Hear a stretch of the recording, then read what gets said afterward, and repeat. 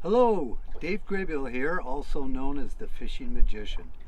Today, I wanted to give you a real basic introduction to bass fishing. Bass fishing is tremendous fun. They are abundant in many lakes over here in eastern Washington.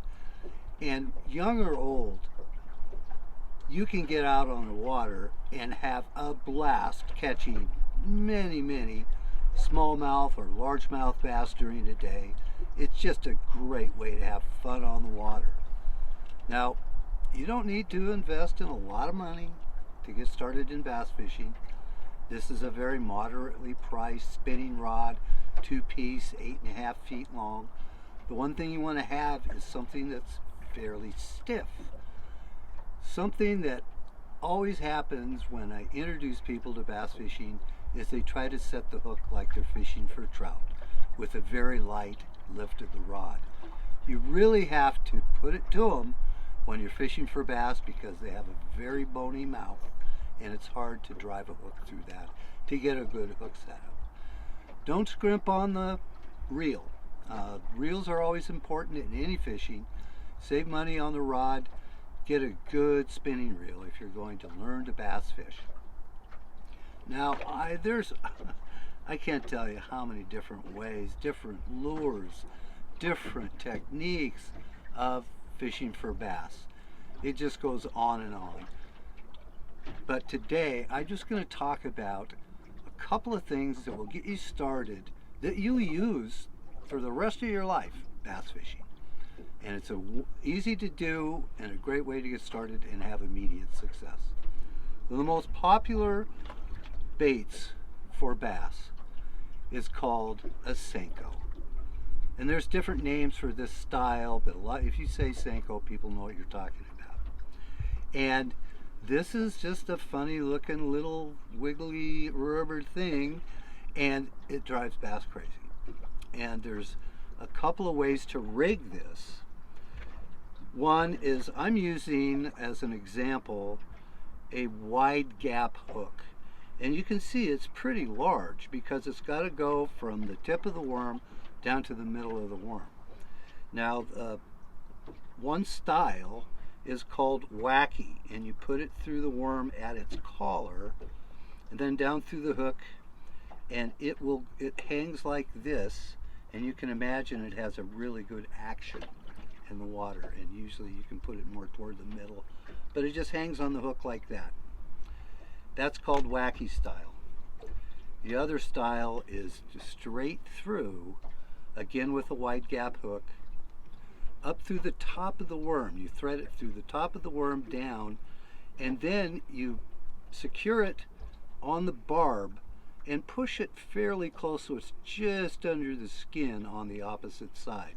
So when the fish bites, it's going to expose that hook very easily. Now, just fishing these simple baits is highly effective. The one thing I would advise people is these aren't cast and retrieve. You don't just throw them to the bank and reel them in. You've got to let these sink to the bottom, and you want them to sit on the bottom for just a little while, and then you can hop them gradually back to the boat. Most people fish them too fast, which means that they're not allowing them to sink all the way to the bottom, and they're retrieving too fast. Fish these slow, as they say, for best success.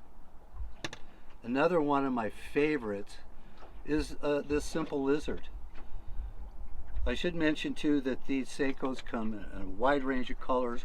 Look for watermelon to start with. Watermelon colors seem to work very well here in Central Washington. Now the next one is this lizard, and again this is called a watermelon color. These will come in a range of sizes all the way from 4-inch on up to 6-inch, 8. Some of them really get quite large. And you can see on this lizard all of these appendages that will create a lot of movement as you retrieve them in the water and bounce it back to you. Now on this one, I'm using as an example what's called an offset hook. And I tend to use these when I'm fishing a lizard or a bait like that. And again, it is put down through the very tip of the nose and out the side on the underside of the bait, pushed all the way up to the crook in the hook, and then you want to stretch the bait a little bit and push that barb into the bait, so again it's just under the skin but is running pretty straight, parallel with that hook. Now sometimes we will add a very small bullet weight just ahead of this lizard, so it's sitting right on the eye of the hook. That just helps it sink faster when you're using a small bait like this. We'll even do that sometimes with these Senkos.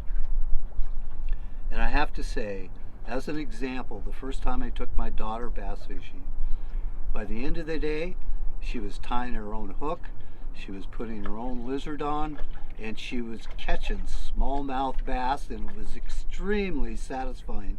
And she continues to love to fish for smallmouth bass with these lizards. Here's a couple of ways to get started fishing for bass. If you can just follow these simple methods, you will have pretty immediate success, and opens up a whole new world of fun of fishing here in Eastern Washington.